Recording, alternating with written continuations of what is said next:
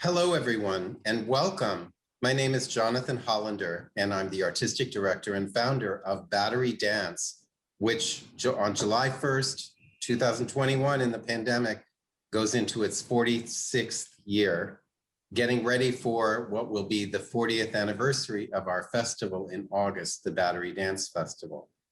And this afternoon, I had the opportunity to come back into contact with Rulan, who is the artistic director and choreographer of Dancing Earth, a company that electrified audiences at Battery Park in our festival 13 years ago.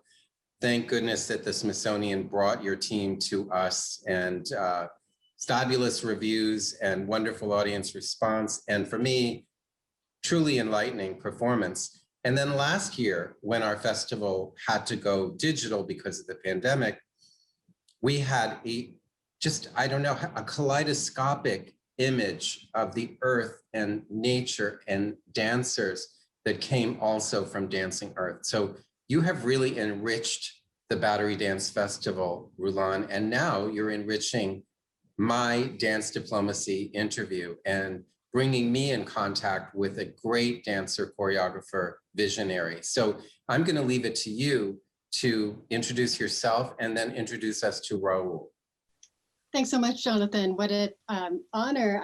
I'm the artistic director of Dancing Earth, but that came after a whole decade or more career in the mainstream dance world, including in New York City. So it was such a moment to come back to New York City and have our company on stage and uplifted, and with all the incredible Indigenous and global Indigenous artists that represent Dancing Earth.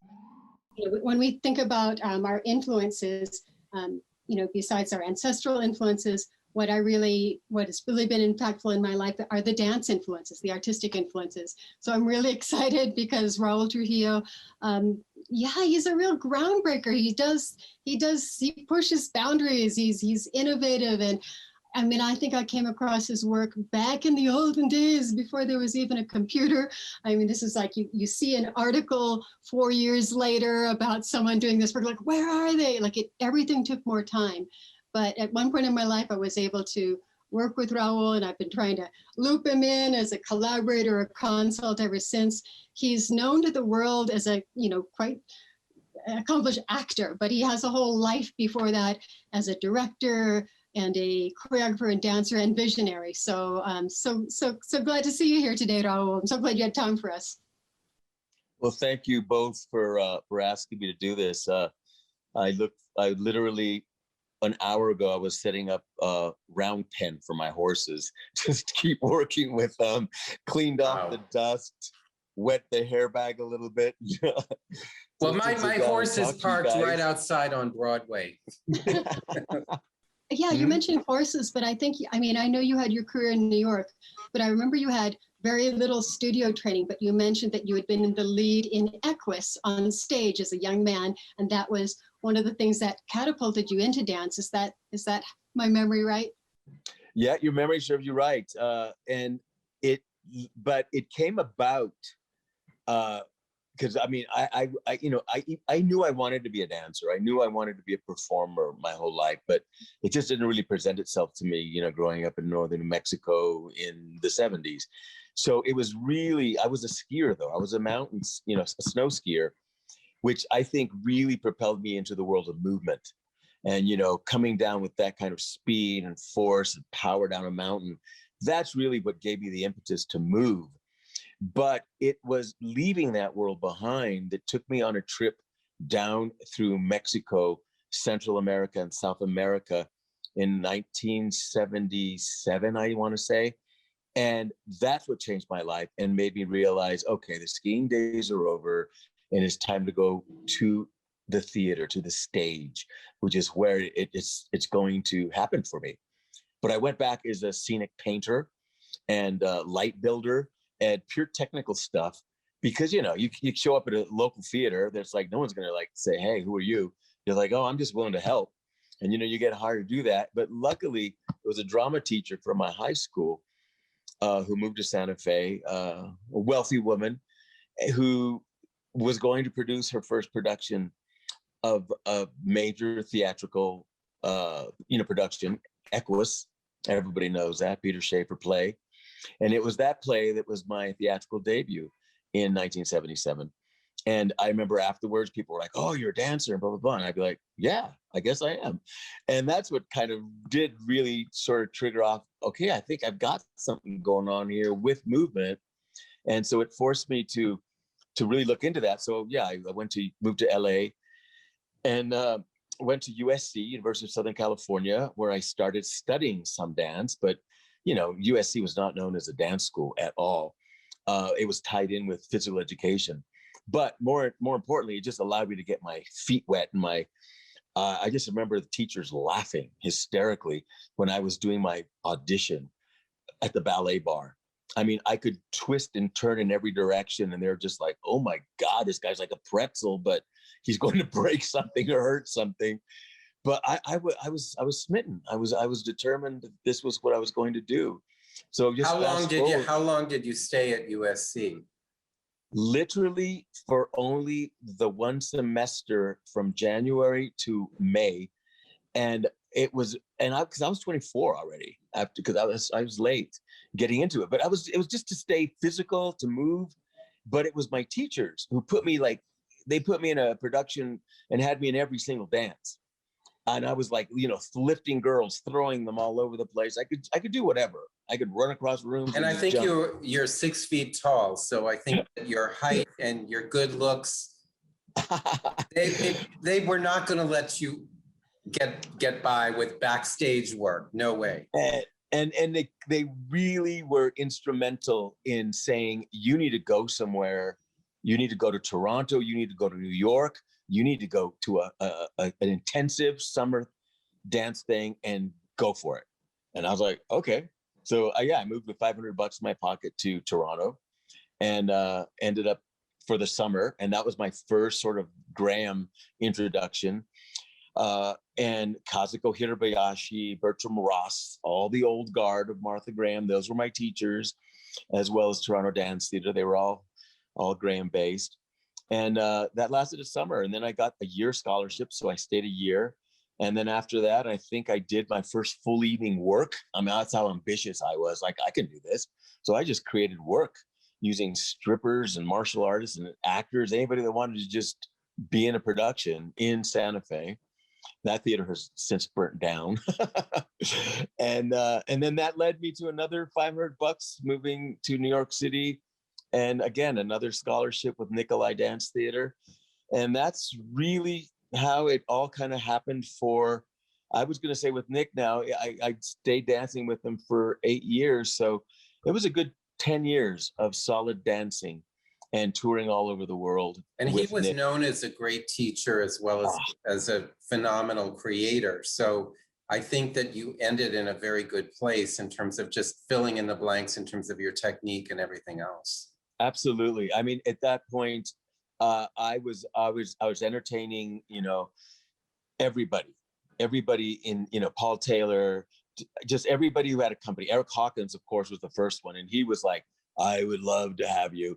And I settled on Nick because there was something about Nick and Murray that spoke to me, and because they didn't come from a place of just dance and intellectualizing about dance, and they always compared dance to art, to paintings, to music. And so I knew that they were the right fit. And I think Nikolai was to dance what Meisner was to acting. It was about being in the moment. It was about using the average breath and awareness of space to inform you before you even created a step or made a step. So I think they spoke to me with the way that they saw dance happening organically from the body. And they were so anti-classical training, not so much training, but the anti-classical result of performance. It's like, no, we don't need to do this anymore. And we can abandon all that. And let's see the beauty and the ugliness of just the human condition. And I think that's what spoke to me for all those years. And I think because also the immersion into costume making and lighting and music, that's what gave me the full understanding and the preparation then So when I was really ready to embark on my solo work, which the shaman journey is probably my biggest piece to date. It has been performed numerous times with many dancers, not just a soloist.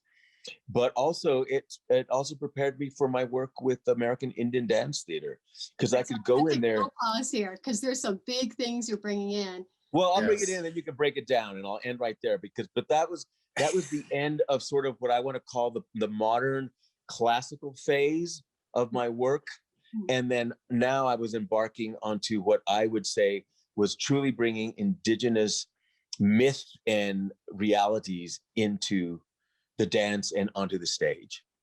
Well, I love, talking about a late start, because that can be so inspiring for people who, they're living in a rural place and they don't have access. But I remember distinctly you saying to me, like, oh yeah, you want to know where my training was? It was on the river rocks, learning how to balance my feet on the river rocks. So, having what you have around you, you can be an artist. And for that to take you then, then you were working in New York, and some of the names you've mentioned, Martha Graham, Eric Hawkins, are some of the, they're credited as the founders of American modern dance. And there's an interesting theme there for you coming in as a Native man and, coming across these styles of dance, when I think those styles of dance owe a lot to Native American culture. Maybe you could tell me your perspective on that. Once I started, exploring, especially Eric, because Martha had choreographed a piece for him called Les Flagellants, which was it was based on New Mexico culture of penitentes and all that, but she was also inspired by just the dance that was happening within the communities here, in ceremonials. And so exploring them, but from a different lens, if you will, because, my whole experience as a dancer before I became a dancer, really, in that way, and I use the quotation marks, but, when you grow up amongst the pueblos and seeing, the deer dances and the Marachena dances and the dances that have been performed, for thousands of years, except for maybe the Marachena, which is more colonial, came with the Moors, 500 years. But when you come from that place of seeing the dance happens through ceremony and through ritual, and it's part of a living culture, then when you go out into that world, you kind of go, okay, well, that's very different. It was like really, I could recognize that ballet was rooted not only in early folk European dances, but it was also rooted in performances for the royal classes.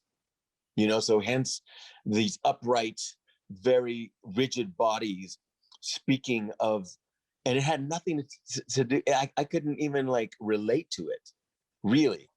And that's why I say that it was Nick and those others that spoke to me, because they broke down that stoicism and rigid architecture of the body and broke it into components that I could understand, Wow. Space, time, shape, That's motion. phenomenal. That is really, really phenomenal. I know that the people who studied with Nikolai and Lewis became so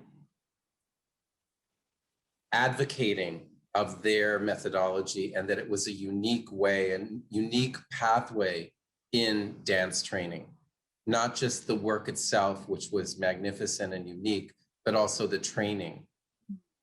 And so, many outgrowths, many dance companies and choreographers that came out of that training did their own work. And I have to guess that Nikolai and Lewis were very supportive when people would leave and create something of their own. Oh, I still remember when I was rehearsing and creating the Shaman's Journey, I was ready to show somebody and get some feedback. The whole way of teaching and creating choreography with Nick was without any extras. It was just bare bones.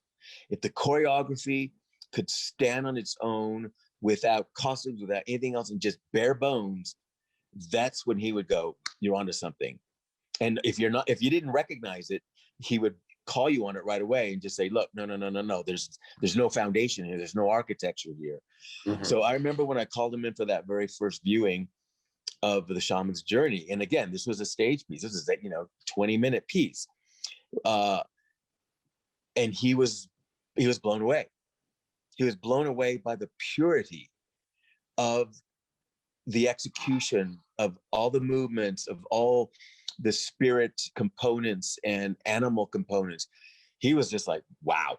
I mean, I just remember like, really? So you're not going to tear me apart? Because he used to tear me apart all the time in composition classes and improv. But what could be more exciting for him than to see one of his dancers, a dancer he had nurtured and supported, come into his own, which you obviously did, and which our audience will be seeing in a few minutes, this beautiful 9-minute extract that was created for public broadcasting back in 1989. So I can put myself in that chair with Nick, watching you and just being blown away and saying, wow, this is who this guy really is. I saw it. I thought the potential was there, but look at what's happened here. Yeah, that's kind of how it felt, because I was torn to shreds, especially by Murray, throughout all of the training for a year. And I remember, because Nick had a way of going around, and ever since I've implemented the very same thing with any company that I work with, and I break it down. He had a way of telling you what was wrong with what you were doing, but immediately followed by what you're doing that was right. Mm-hmm. So he never left you just going, oh, I'm a loser. I'm missing it. He always left it with, and I remember clearly, it was like, Raoul, you have technique for shit, but I know that I can put you on a stage by yourself and you will command that space in your solitude. And I'd be like, wow, that's pretty amazing, man. And it's like, okay, so I don't really need to, do all this fancy, fast movement. I can just zero in on what it is that I do best, which was inhabiting space, inhabiting time and shape, and just allowing truth to come from that place, rather than, as choreographers, a lot of times we just feel like we always have to be flashy. We always have to do whatever we think we saw that we liked from somebody else. And you're never told ever, your vision is yours. It's not trying to be somebody else. It's just, what is it you want to say? What is it you want to do? And I had always wanted, since I was young, was to bring myths and legends and the spirituality that I experienced growing up as a child, watching all these dances and watching all these ceremonies. I wanted to see that on a stage. I wanted to see that so it could touch people, heal people, and bring them to a place of being animistic again. Because I feel like in this world, we've lost all sense of animism. We've lost all sense of making space sacred and making every moment sacred. We've profaned so much in our lives and in art. You saw the art changes in the 80s in New York. Incredible artists like Basquiat went from penniless to all of a sudden dead, but boom, his work sells for millions because people found a way to still profane the creation itself, because it was always about money. So as a choreographer, you're always pushed to, I remember when Rulan, when we did the show Tribe, it was the same producer from Rent, and he wanted basically an Indian Romeo and Juliet story, to go to Broadway. And it was like, I remember saying, well, we got a lot of stories. I don't know about a Romeo and Juliet one, because you guys cornered that market. We can give you something else, maybe the dance of the moon and the sun is so personified. how you took that, because I saw the audition notices and it didn't look that interesting, but I saw your name and Alejandro Rosaria's name, and I was like, oh, these are the folks I've been, again, this is like earlier than internet being really so common, but I'd seen, evidence of you taking ideas and really pushing them to an innovative edge. And I wanted to say, oh, what's he going to do with this? And I didn't even audition, but you're so really like opening the lens of who you were bringing into the process about how you defined Native, you were including global Indigenous, and I had never seen anything so inclusive like that. And as a result, you had an incredible talent in the room. But what was really impactful, I think, was you saying this stage, this theater space can be claimed for our ceremonies, for our rituals, not how they used to be hundreds and thousands of years ago, although some of that might still be, you know, the energy might be there, but for innovation. And it felt so like, you know, like what we all needed and wanted to hear in order to, you know, bring the respect to the theater and claim it as ours, and to, you know, bring something new that, like, you really were pushing us to find something new. So that was the beginning of me really having the impact of your influence as a director, which I now am seeing how it's all, you know, layered through these different parts of your career. Your mentorship by Nikolai, and this like Dancing with the River Rocks, and even the theater work with Equus. Like, now I'm starting to understand how those start to shape the innovations that you bring as a director. Yeah, well, it was always nature. Nature always had a huge influence. Like what you experience out there, you know, is just so powerful. And if you could bring that onto a stage, and I always felt that. And I always felt that about the dance, the choreography, the movement. If that could also live within that sacred realm, then why not? Why are we not pushing forward like the crazy horses who came back from a hunt and danced out that actual hunt of that particular day and that particular animal? Why aren't we doing it? So we should. We are these modern day warriors now who are retelling stories. So that's always was the journey, and it still is even now, even though I'm dancing less and choreographing less. But even as an actor, it comes into all the work I do now. I'm always informed by movement. How does this character move? And that's what shapes and creates the character for me. That has not changed at all in all these last 40 years. I love that centering of the body as a source of knowledge and the place where your acting career comes from. And I know we're going to be having a chance to take a peek at the shaman's journey. And I'm reminded of conversation we had about that piece, that when it was performed, either in the review or just in like discussion about it, that people were thinking that it might be Butoh influenced. But you said you had not seen Butoh as a form before you made that piece. But you talked about both. Okay, let's just back a little bit. Shaman's Journey, though, was already an evolution of something.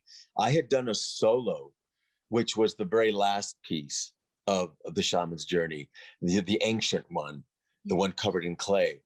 And I had done that piece like so many years before that as a composition for What Are the Classes with Nick. And it was a showcase of, you know, what are the dancers doing this year? And that was a showcase for all the dancers and our choreography.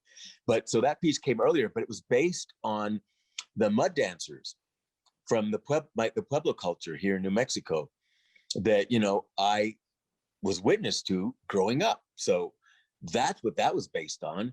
And I had already experimented with, you know, again, you mentioned what are the places. It's a very, Jonathan, it's a beautiful canyon near me here. It's the Embudo Canyon. It's a river runs through it, and there's these giant precipice canyon walls that all look like elders. I mean, you see profiles, and they're the guardians of this river down there. And in the film, there's a scene with. That's it. So I wanted it. That has always been my source.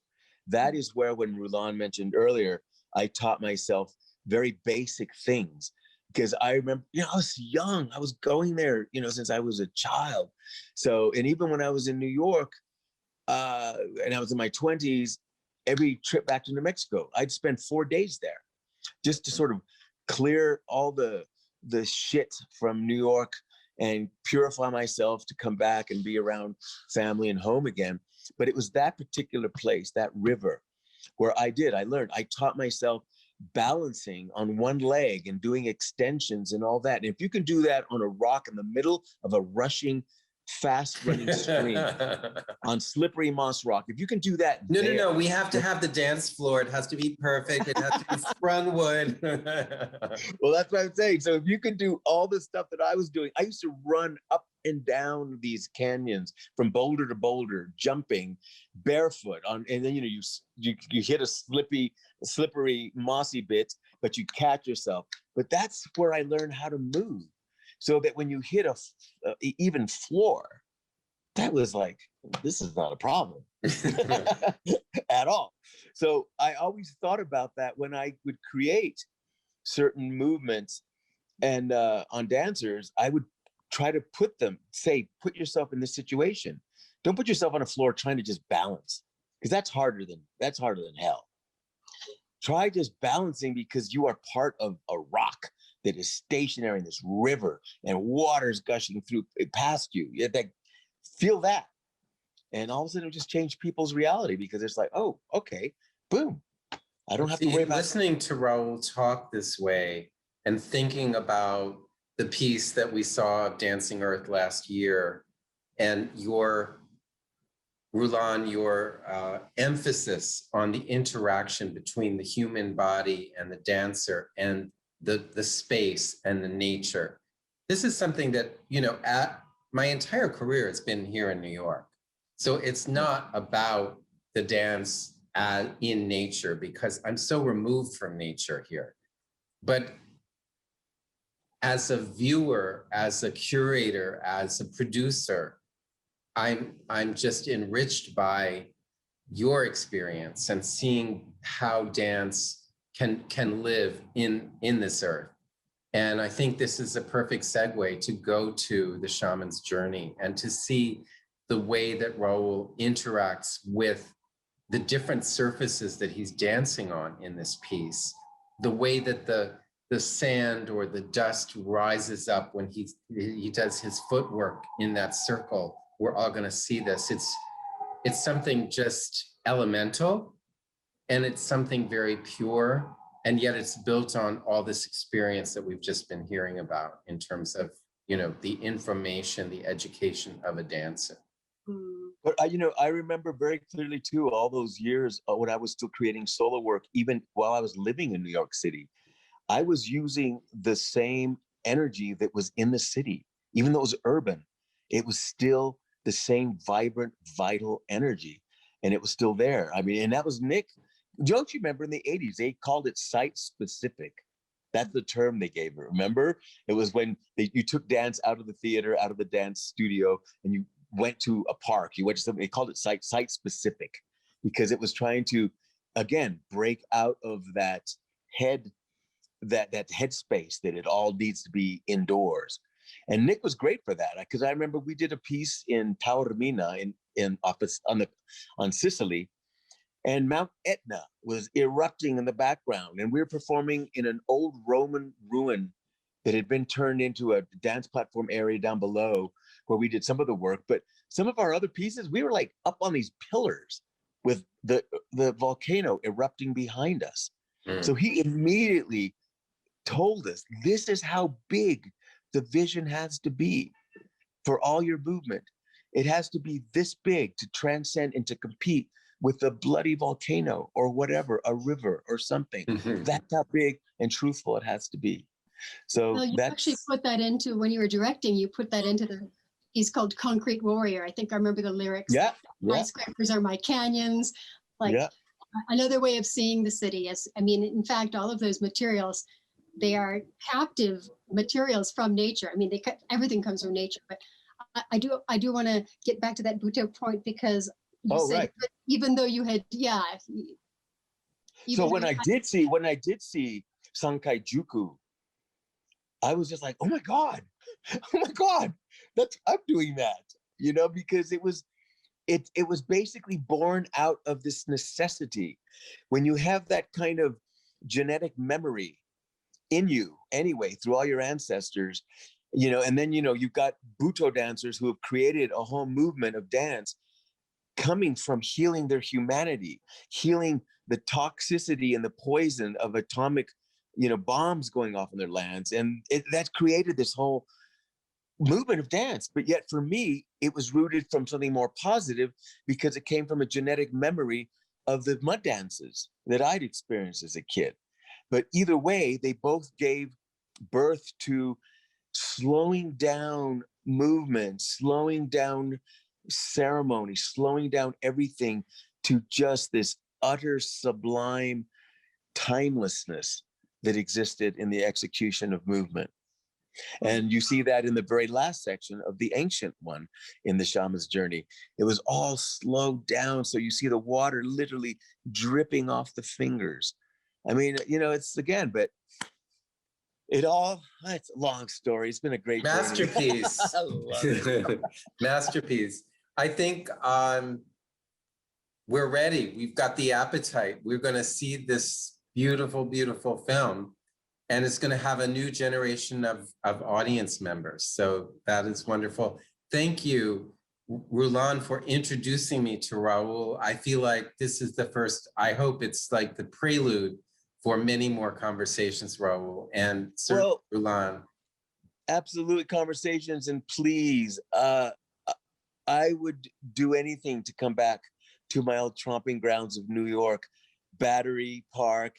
And I'm hearing you. And to help you, to help you in any way, to bring to another generation of dancers this stuff, because at this point in the world, we need healing, and the healing dance has always been a healing thing for so many, and it continues to be.